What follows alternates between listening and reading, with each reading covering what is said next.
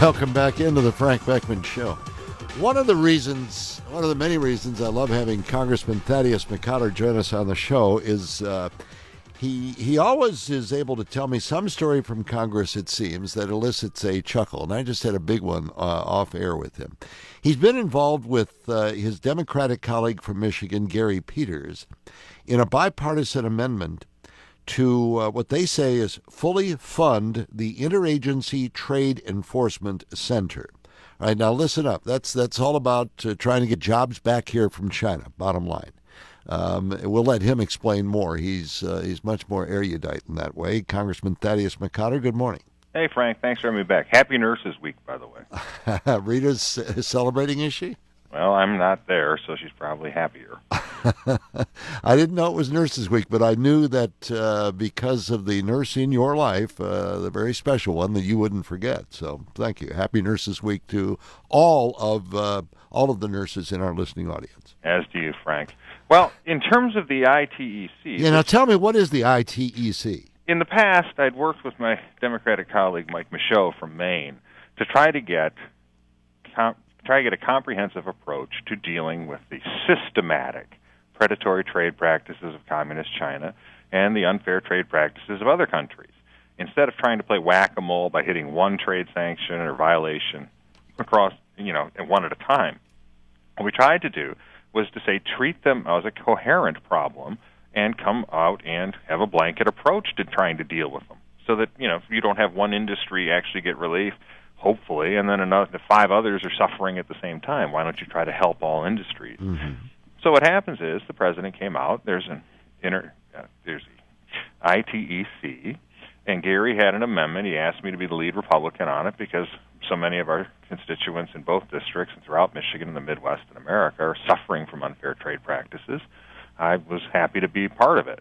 So we went down to the floor, and our argument was quite simply to take 15 of the 26 million requested, add 11 million to the 15 million requested to fully fund the agency and get it working. We wanted the offset to be, so it wasn't just new spending, we wanted to make sure it was revenue neutral. It was offset by taking it out of something called NASA's cross-agency support category. All right, so they would take this money, about $11 million, is that roughly the amount? Okay.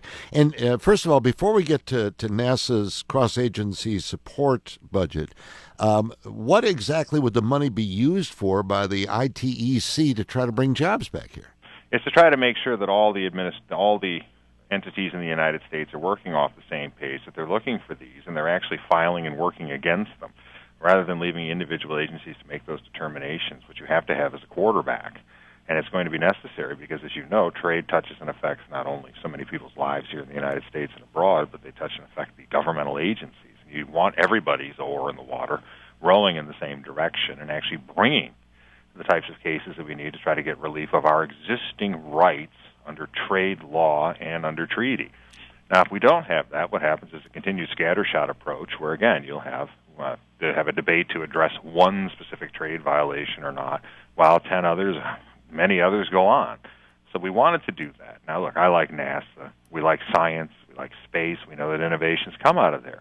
But I want to put this in perspective. The Cross-Agency Support Fund for NASA gets $2.84 billion. So we were asking for 0.6% of that budget to be used to help enforce trade and stop trade violations, so that our manufacturing base, which I think has innovations that come out of it, which has strategic necessity to the United States, can actually start defending itself and the workers from unfair competition. All right, so let me repeat the question I asked you off the air that whose response got me chuckling, and that is, what is NASA's cross-agency support? What is that? Well, it's basically, it's a nebulous term.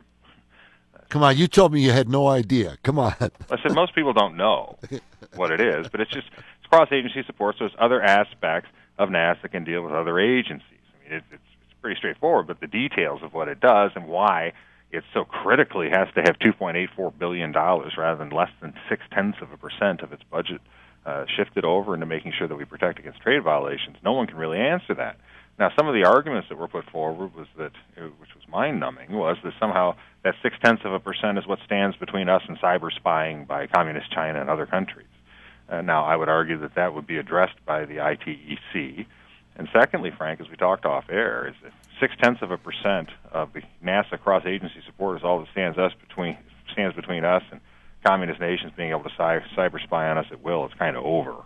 Well, the other part of it only costs $11 million to fix that whole problem and to stop them from spying on us. Just spend the $11 million and be done with it, and we move on. I mean, but it's not like that. And, well, no, and cyber spying is something that is something that's not only national security, it's also they go after economic and commercial targets, and it's done every day to our manufacturing industry and other critical industries in the United States.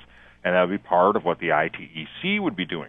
So to make the claim that somehow reducing NASA's cross-agency support would allow cyber spying is false, because you're just dealing it with through the ITEC as part of its overall goal. Yeah, but guess what? So many jobs in Texas, in Florida, count on NASA funding like that, that their representatives voted this down 261 to 141, and so you start from scratch trying to find another area for funding the effort by the ITEC. Yeah, but all jobs, as you know, Frank, are affected by the unfair trade practices of other nations. NASA and their innovations are ripe to be stolen, and it's not going to inure to anybody's benefit to have a cross-agency support sitting there while we lose American manufacturing jobs or we lose other jobs in the United States due to unfair competition. It's not going to, in my mind, be dispositive that NASA has 0.6% still left in its cross-agency support budget. All right, before